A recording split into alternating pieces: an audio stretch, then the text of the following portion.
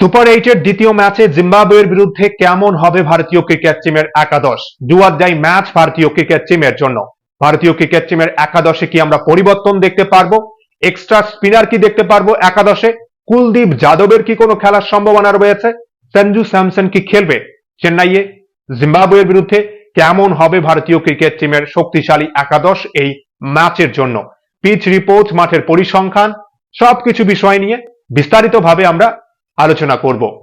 2026 টি-20 বিশ্বকাপের সুপার এইটে ভারতীয় ক্রিকেট টিম প্রথম ম্যাচে সাউথ আফ্রিকার বিরুদ্ধে বড় ব্যবধানে হারের পর এই মুহূর্তে আমাদের জন্য do or die match super এইটের বাকি দুটো ম্যাচ। জিম্বাবুয়ের বিরুদ্ধে গুরুত্বপূর্ণ 2 পয়েন্ট আমাদের চাই, তার সঙ্গে বড় ব্যবধানে জয় চাই।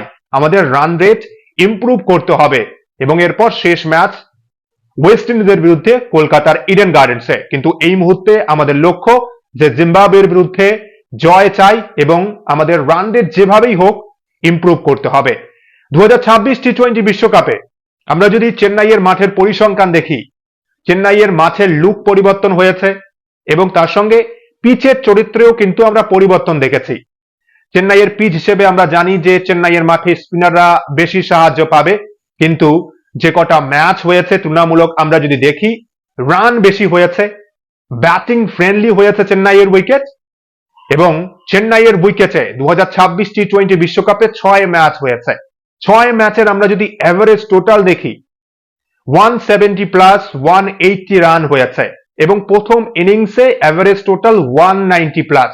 সহজেই কিন্তু আমরা দেখেছি যে 6 ম্যাচের মধ্যে 3-4 ম্যাচে 190 প্লাস রান হয়েছে এবং সেই 3-4 ম্যাচেই কিন্তু 190 প্লাস টোটাল ডিফেন্ড হতে আমরা দেখেছি এবং 3 ম্যাচে টোটাল চেজ হয়েছে 182 এবং দুটো ম্যাচে 173 রান চেজ হয়েছে।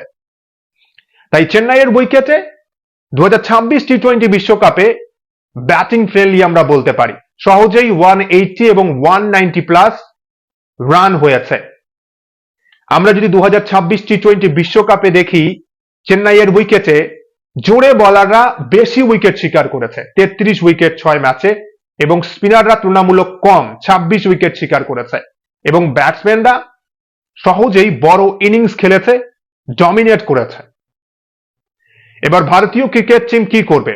যদি ভারতীয় ক্রিকেট টিম টসে জিতে প্রথমে ব্যাটিং করে, অবশ্যই লক্ষ্য থাকবে যে 200 অধিক রান করা, 220, 30, 40 যদি আমরা করতে পারি ভারতের জন্য খুব ভালো হবে এবং এরপর আমরা যদি জিম্বাবুয়েকে 120 নিচে বা 140 নিচে রান আটকে দিতে পারি, অল আউট করতে পারি এবং 70, 80 বা 100 রানের ব্যবধানে জয় পাই, তাহলে আমাদের জন্য খুব ভালো হবে। কিন্তু জিম্বাবুয়ে যদি প্রথমে ব্যাটিং করে, আমরা যদি জিম্বাবুয়েকে 150 নিচে অল আউট করতে পারি এবং আমরা যদি খুব কম ওভারের মধ্যে 10-12 ওভারের মধ্যে রান চেস করতে পারি বা 170 যদি জিম্বাবুয়ে করে, আমরা যদি 15 ওভারের মধ্যে চেস করতে পারি, তাহলে কিন্তু ভারতীয় ক্রিকেট টিমের জন্য ভালো হবে। 2 পয়েন্ট পাবো আমরা এবং তার সঙ্গে আমাদের রান রেটটা একটু ভালো হবে। তাই আমার মনে হয় যে ভারত যদি টসে জয়লাভ করে, অবশ্যই প্রথমে ব্যাটিং করার সিদ্ধান্ত নেবে, বড় লক্ষ্য দেওয়ার চেষ্টা করবে জিম্বাবুয়েকে এবং আমরা জিম্বাবুয়েকে কম রানের মধ্যে আটকে রাখার চেষ্টা করব, অল আউট করার চেষ্টা করব। তাহলে কেমন হবে ভারতীয় ক্রিকেট টিমের একাদশ এই ম্যাচের জন্য? ডু অর ডাই ম্যাচ আমাদের জন্য, জয় চাই এবং তার সঙ্গে আমাদের রান রেট ইমপ্রুভ করতে হবে। সঞ্জু স্যামসন কি খেলবে? আমরা কিন্তু প্র্যাকটিসে দেখেছি ম্যাচের আগে চেপকে উইকেট কিপিং গ্লাভস হাতে এবং নেটেও বেশি সময় ব্যাটিং করেছে সঞ্জু স্যামসন।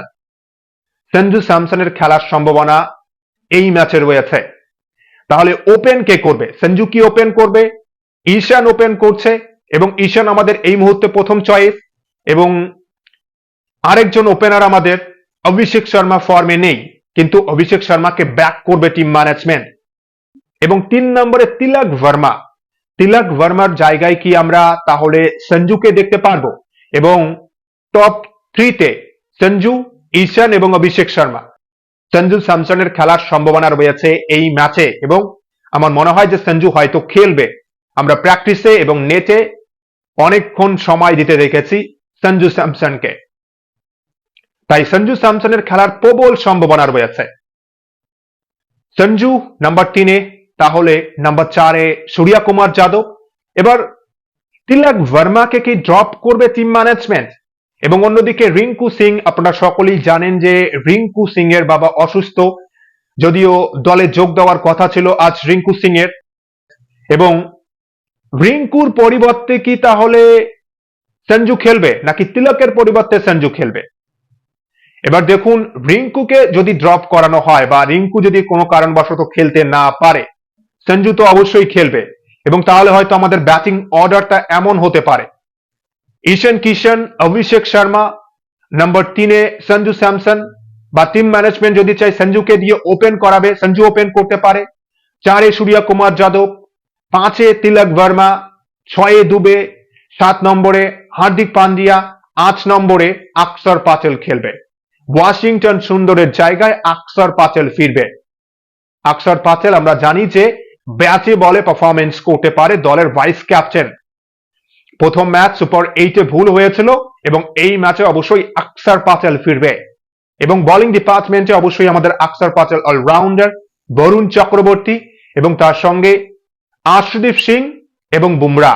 চেন্নাইয়ের উইকেটে আমরা জানি যে স্পিনাররা সাহায্য পায়, যদিও 2026 টি-20 বিশ্বকাপে সেভাবে দাপট না দেখালেও আমার মনে হয় কুলদীপ যাদবের মতো ম্যাচ উইনারকে খেলাতে না পারাটা আমাদের জন্য অবশ্যই খারাপ বিষয়।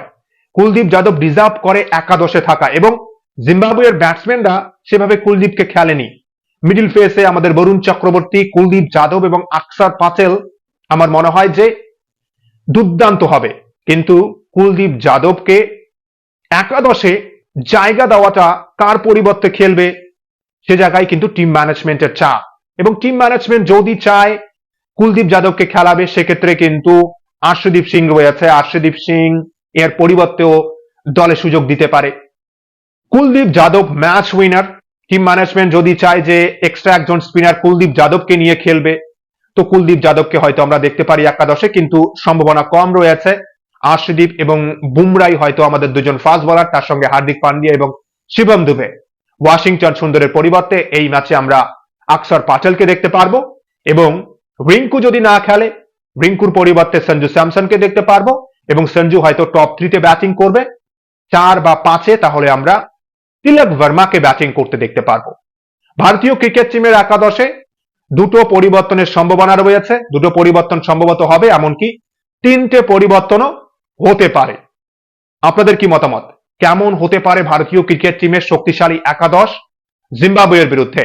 জিম্বাবুয়েকে কিন্তু হালকাভাবে নেওয়ার কিছু নেই, এবং ভারতীয় দল সিরিয়াসলি নিয়েছে, এবং আমাদের জন্য ডু অর ডাই ম্যাচ। আমরা আশা করছি যে ভারত এই ম্যাচে আমাদের ওপেনিং কম্বিনেশন, আমাদের ওপেনাররা বড় পার্টনারশিপ করবে, অভিষেক রানে ফিরবে, অভিষেক বড় পারফরমেন্স করবে, এবং তার সঙ্গে বাকি ব্যাটসম্যানরাও আমাদের টপ অর্ডার যদি একবার ক্লিক করে, সূর্য কুমার যাদবের জন্য ভালো হবে, এবং ফিনিশ করতেও আমাদের সুবিধা হবে।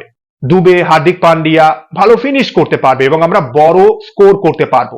এবার এটাই দেখার যে শুরু থেকেই আমাদের ওপেনিং কেমন করবে, এবং এরপর সেভাবেই আমাদের বাকি ব্যাটসম্যানরা যদি ক্লিক করতে পারে আমাদের জন্য খুব ভালো হবে। এবং বোলিং ডিপার্টমেন্টে অবশ্যই জিম্বাবুয়ের দলে মুজারাম বানি, প্রায় 7 ফুটের বলার, নতুন বলে কিন্তু ভারতীয় ক্রিকেট টিমকে চাপে ফেলতে পারে। তাই ভারতীয় ক্রিকেট টিমের উচিত হবে যে একটু দেখে, বাট আমাদের অ্যাটাকিং ক্রিকেট যেটা প্ল্যান অবশ্যই খেলতে হবে, আমাদের বড় স্কোর করতে হবে, বা যখন আমরা চেস করব আমাদের তাড়াতাড়ি রান চেস করতে হবে। আপনাদের মতামত কি? কেমন হতে পারে ভারতীয় ক্রিকেট টিমের একাদশ? এক্সট্রা একজন স্পিনারের সঙ্গে কি যাওয়া উচিত, নাকি শুধুমাত্র আকসর প্যাটেল এবং সঞ্জু স্যামসনকে সুযোগ দেওয়া উচিত একাদশে? অবশ্যই আপনারা আপনাদের মতামত শেয়ার করবেন কমেন্ট বক্সে। ডু অর ডাই ম্যাচ আমাদের জন্য। ভারত কি পারবে জিম্বাবুয়েকে পরাজিত করতে? এবং এরপর আমাদের নেক্সট টার্গেট ওয়েস্ট ইন্ডিজ। শুধু জয় নয়, বড় ব্যবধানে আমাদের জয় চাই। আপনাদের মূল্যবান মন্তব্য অবশ্যই শেয়ার করবেন কমেন্ট বক্সে, এবং ভিডিওটি ভালো লাগলে লাইক, কমেন্ট ও সাবস্ক্রাইব করে খেলাধুলোর সমস্ত আপডেট পাওয়ার জন্য চ্যানেলটি সাবস্ক্রাইব করে বেল আইকনে প্রেস করবেন ভিডিও নোটিফিকেশন সবার আগে পাওয়ার জন্য। সবাই ভালো থাকবেন, সুস্থ থাকবেন। অসংখ্য অসংখ্য ধন্যবাদ সকলকেই।